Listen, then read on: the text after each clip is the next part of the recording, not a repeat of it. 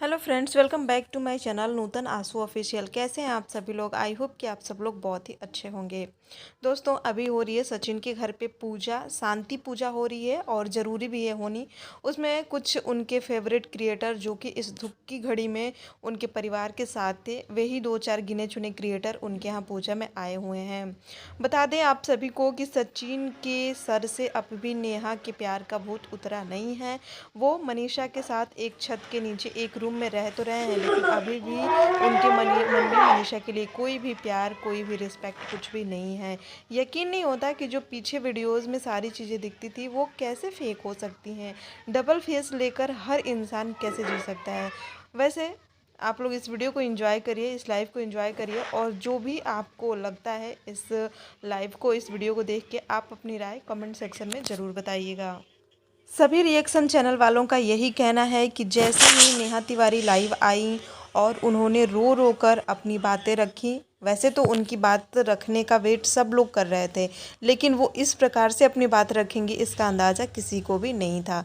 जैसे ही उन्होंने रो रो कर लाइव आई और अपनी सारी बातें कहीं कि एक औरत की इज्जत की धज्जियाँ उड़ा दिए हो, शादी तोड़ दी मैंने, यही तो चाहते थे, अब मैं शादी नहीं करूँगी, वगैरह वगैरह जो भी बातें उन्होंने बोली, उसके बाद फिर से सचिन का जो दिल है वो पिघल गया, जो मन है वो पिघल गया, और एक बार फिर से उनके मन में नेहा के लिए प्यार उमड़ आया, प्यार भर आया। और उन्होंने तुरंत एक कम्युनिटी भी पोस्ट कर दी कि मैं भी बहुत कुछ कहना चाहता हूँ, मेरे भी दिलो दिमाग में बहुत सारी चीज़ें चल रही हैं, लेकिन मैं चाह कर भी कुछ नहीं कर सकता।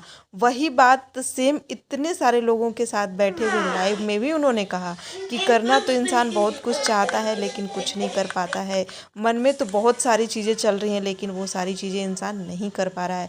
तो कहीं ना कहीं उनके मन में अभी भी नेहा के लिए प्यार, रिस्पेक्ट, फीलिंग आ रही है, लेकिन वो उस चीज़ को उनके साथ शेयर नहीं कर पा रहे हैं, उनसे कनेक्ट नहीं हो पा रहे हैं, उनसे बात नहीं कर पा रहे हैं। लेकिन यही उनके सामने उनकी बीवी रो रही है, उनकी माँ उनको फोर्स कर रही हैं बीवी को पकड़ने के लिए या फिर जो भी चीज़ें हैं करने के लिए, तो उनको समझ में नहीं आ रहा। मनीषा के लिए कोई फीलिंग नहीं आ रही। मनीषा के हाथ का खा रहे हैं, उसके हाथ से पानी पी रहे हैं, उसके साथ रह रहे हैं, उसका हंसना रोना सब देख रहे हैं, लेकिन उसका उनको कुछ भी नहीं दिख रहा।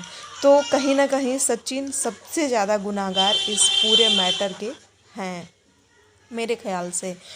यहाँ पे किट्टो के पति अमित भी बैठे हैं। उन्होंने बहुत सारी बातें इस लाइव में बताई कि बहुत कुछ ऐसा हुआ है जो कि कैमरे के पीछे हुआ है, कैमरे के सामने नहीं हुआ है। जो चीज़ें कैमरे के सामने आई है ऑडियंस उसी के बारे में जानती है। तो आप इस बात से अंदाज़ा लगा सकते हैं कि ये नेहा के लिए किस कदर पागल थे कि इन्होंने सुसाइड तक करने की सोची। सुसाइड तक करी है, एक बार नहीं, दो बार नहीं, तीन तीन बार सचिन ने नेहा के लिए सुसाइड करने की कोशिश की है और नेहा ने भी सचिन के लिए सुसाइड करने की कोशिश की है। इस कदर ये लोग एक दूसरे के प्यार में पागल थे।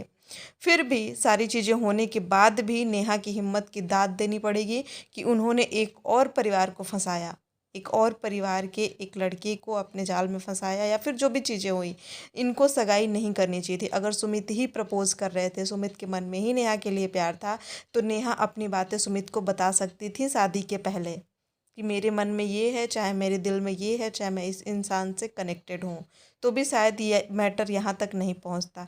गलती नेहा ने की, गलती सचिन ने की, दोनों की फैमिली गुनाहगार है, दोनों लोग एक दूसरे के गुनाहगार हैं, पर बीच में अगर कोई पिस रहा है तो वो है सुमित की फैमिली। मैं कुछ देर के लिए ये भी अगर मान लिया जाए कि सुमित भी इनमें इन्वॉल्व थे, पर उनकी फैमिली तो इन्वॉल्व नहीं थी ना। मुझे उनकी फैमिली के लिए बहुत दुख हो रहा है। बाकी आपका क्या कहना है इस वीडियो के लिए कमेंट में ज़रूर बताइए।